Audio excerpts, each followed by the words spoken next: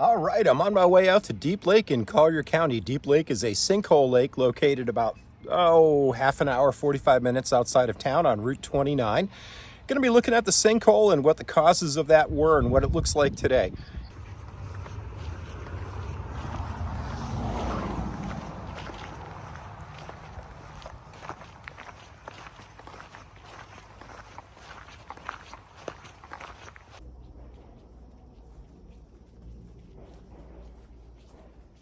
So along this trail, there's a lot of exposed limestone.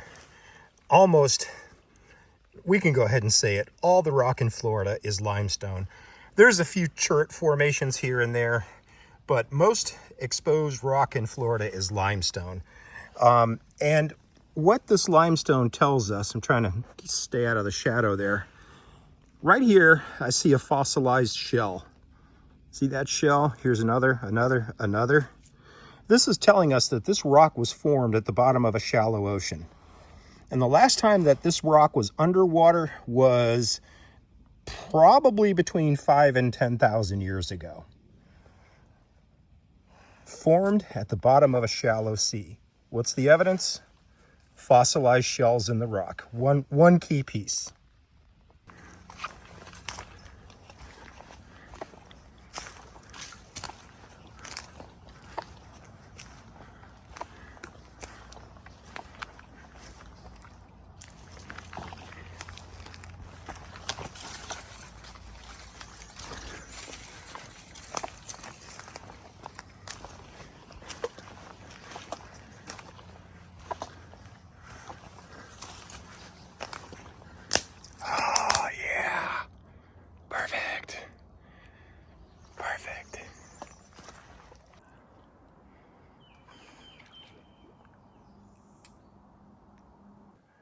All right, so take a look at where those two fishermen are standing. They're standing on a limestone rock, but I want you to look at the bottom of the rock. Can you see under the rock? It's a shelf. It looks like it's broken along the edges. Where those guys are standing, underneath their feet, there's probably a foot and a half of rock, and then nothing. And we're going to put it right down here. Okay. See my hand? Okay.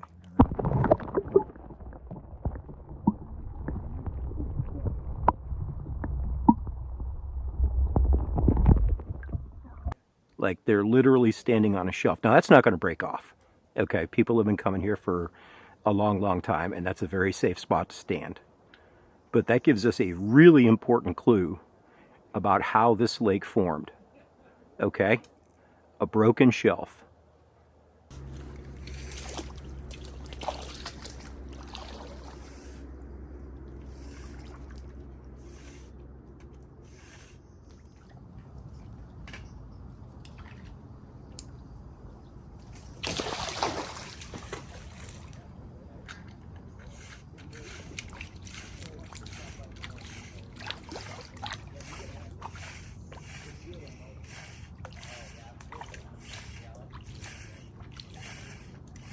Oh my gosh, look at that line. It is just going.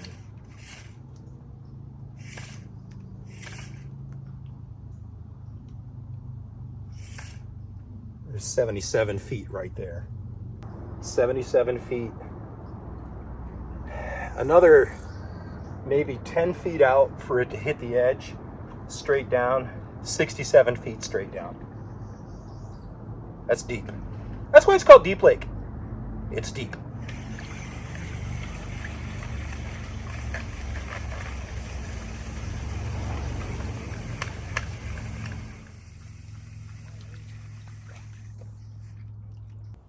Alligator check. All right, we're going to science this thing out. This is limestone. Virtually the entire state of Florida is made on a bed of limestone. Almost every rock that you will find in Florida is made of limestone. This is vinegar. This is an acid. 5% acidity. 5% acidity. Now, I'm just going to take some acid, some vinegar, and I'm going to pour it into one of these little holes up here on the top of the limestone. Clear out the gook.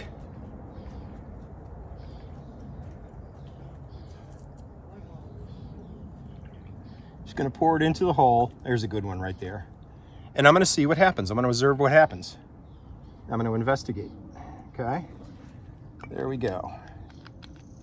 All right. What do I see? I see fizzing. I see fizzing. The limestone is bubbling in that acid. Here, I'll show you a close up. Okay, there's that vinegar that I just poured. We can see these bubbles on top. We can still see some fizzing over here. Yeah, I'm going to repeat that investigation right here in this little hole. Let me open up my bottle of vinegar with one hand, trying not to spill it, and pour some. There we go.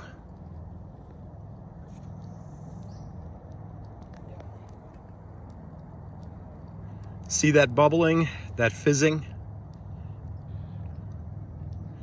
What is that evidence of? Well, I took a liquid, the vinegar, I added it to a solid, the rock, and what's being produced is a gas.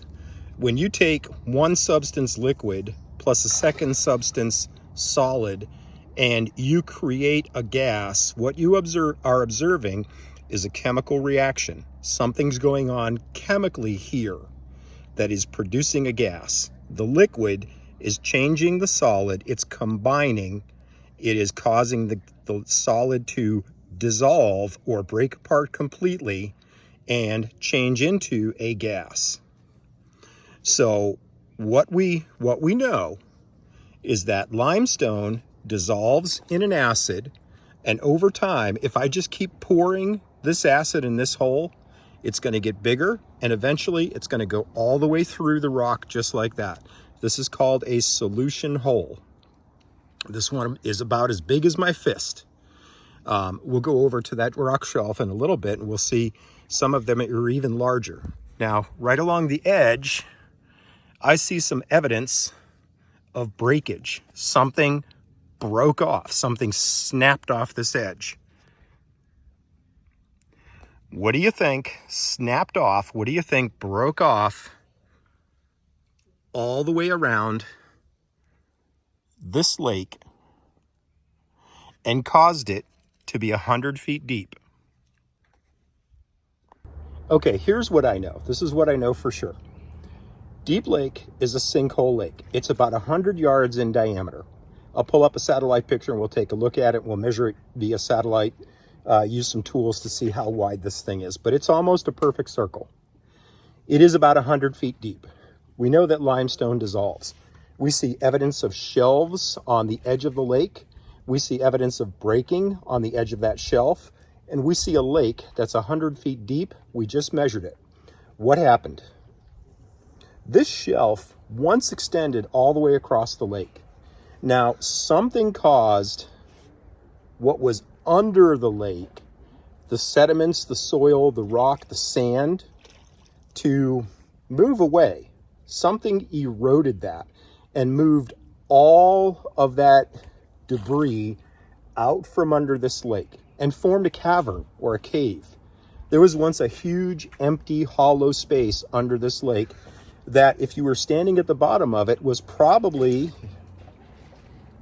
because we measured the depth, from the bottom of the cavern to the top of the cavern, probably about that 90 feet, with about maybe 10 feet of rock at the very top. If you'd have walked across this before it collapsed, you would have had possibly, I'm just guessing, I don't know, maybe 10 feet of rock under your feet. But as that soil was worn away, as that soil was eroded away, that became a cavern. During the last ice age, when the level of the oceans fell, and the level of the water went down, the water in the cavern that was holding it up disappeared, and the cavern collapsed. The cave collapsed.